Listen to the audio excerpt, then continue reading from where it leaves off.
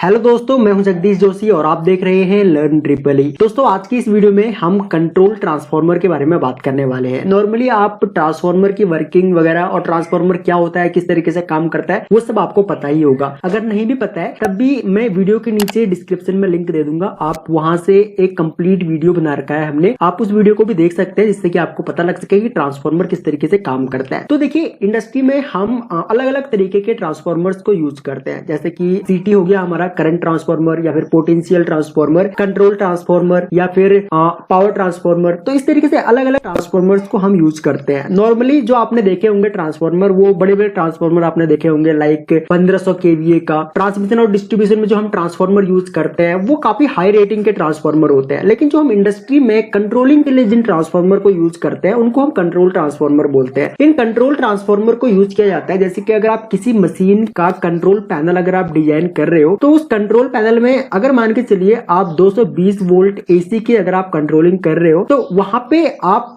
चाहो तो जो आपके RYB 3 फेस आ रहे हैं वहां से आप एक फेस और न्यूट्रल को उठा करके 220 वोल्ट ले सकते हो। लेकिन ये जो 220 होगी ना, यानी कि जो सिंगल फेस की जो वोल्टेज होती है, वो ये देखा जाता है कि 235 वोल्ट, 240 वोल्ट, इस तरीके से सिंगल फेस में वोल्टेज रहती है। जो हम कंपोनेंट यूज करते हैं, मान के चलिए हम एक कॉन्टैक्टर यूज कर रहे हैं और उस कॉन्टैक्टर की कॉइल है हमारी 220 वोल्ट एसी की। तो यहाँ पे क्या होता है कि जो हमारे डिवाइस लगे हुए रहते हैं, जो भी हम चाहे कॉन्टैक्टर यूज कर रहे हैं या फिर कोई रिले यूज कर रहे हैं, ठीक है, या फिर कोई ड्राइव वगैरह यूज कर रहे हैं जो कि 220 वोल्ट सिंगल फेस एसी पे काम करने वाली है, तो वहां पे मैन्युफैक्चरर रिकमेंड करते हैं कि अगर 220 वोल्ट कांस्टेंट अगर हम अपने उस डिवाइस को देते हैं तो उस डिवाइस की लाइफ जो है वो इंक्रीज हो जाती है। तो इसलिए हम क्या काम करते हैं, हम अपने कंट्रोल पैनल में अलग से एक ट्रांसफार्मर को और यूज करते हैं जो कि हमारा कंट्रोल ट्रांसफार्मर होता है। अब ये क्या काम करता है, देखिए, ये इसका काम होता है हमारा कि इनपुट इसकी हो सकता सिंगल फेस हो, सॉरी यहाँ पे मैं 220 नहीं लिखूंगा, हो सकता है इसकी इनपुट जो होगी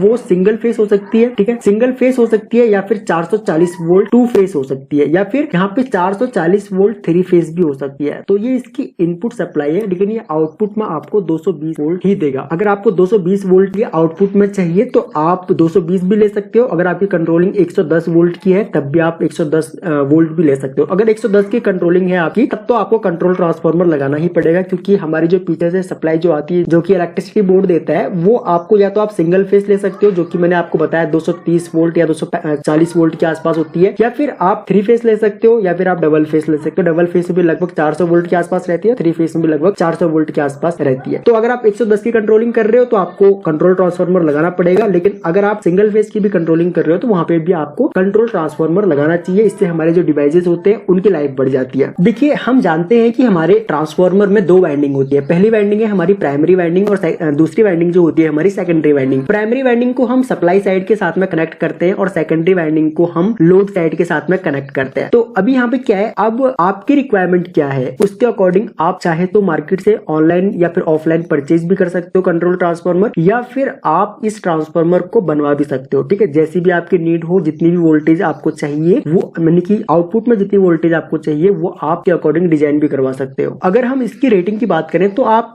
अपने नीड के अकॉर्डिंग जो भी आपको नीड है, अगर आपका बहुत बड़ा पैनल है तो उसके अकॉर्डिंग आप कंट्रोल ट्रांसफार्मर भी आपको बड़ा रखना पड़ेगा। तो यहाँ पे आप चाहे तो 2 kVA का या फिर 6 kVA का, इस तरीके से भी आप यहाँ पे डिजाइन करवा सकते हो। तो इनपुट वोल्टेज क्या होगी, चाहे तो आप इनपुट वोल्टेज सिंगल फेस में डिजाइन करवा सकते हो कि भाई सिंगल फेस में ट्रांसफार्मर को दूंगा और उसके अकॉर्डिंग मेरे को यहाँ पे अलग अलग डिफरेंट वोल्टेज मेरे को मिलने चाहिए, या फिर आप 2 फेस 440 पे भी इसको डिजाइन करवा सकते हो, या फिर आप 3 फेस 440 वोल्ट पे भी आप इसको डिजाइन करवा सकते हो। वैसे 3 फेस 440 होता नहीं है, लगभग कि 400 वोल्ट के आसपास होता है। तो ये आप इस तरीके से इसको डिजाइन करवा सकते हो। लेकिन सेकेंडरी में आपको कितना वोल्टेज चाहिए वो आपके ऊपर डिपेंड करता है कि आपको कितना वोल्टेज चाहिए। यहाँ पे आपको जैसे कि यहाँ पे सेकेंडरी वाइंडिंग दिख रही होगी, यहाँ पे ये वाइंडिंग एक ही होती है, लेकिन बीच में से इसमें टेपिंग की जाती है। जैसे कि आपने देखा होगा ऑटो ट्रांसफार्मर जो होता है, ऑटो ट्रांसफार्मर में एक ही वाइंडिंग होती है, लेकिन जो अलग अलग हम लोग सप्लाई उसमें से निकालते हैं वो टेपिंग करके निकालते हैं। सेम यहाँ पे कंट्रोल ट्रांसफार्मर में भी किया जाता है। कंट्रोल ट्रांसफार्मर में इसकी जो सेकेंडरी साइड होती है वहां पे टेपिंग कर दी जाती है। अगर आप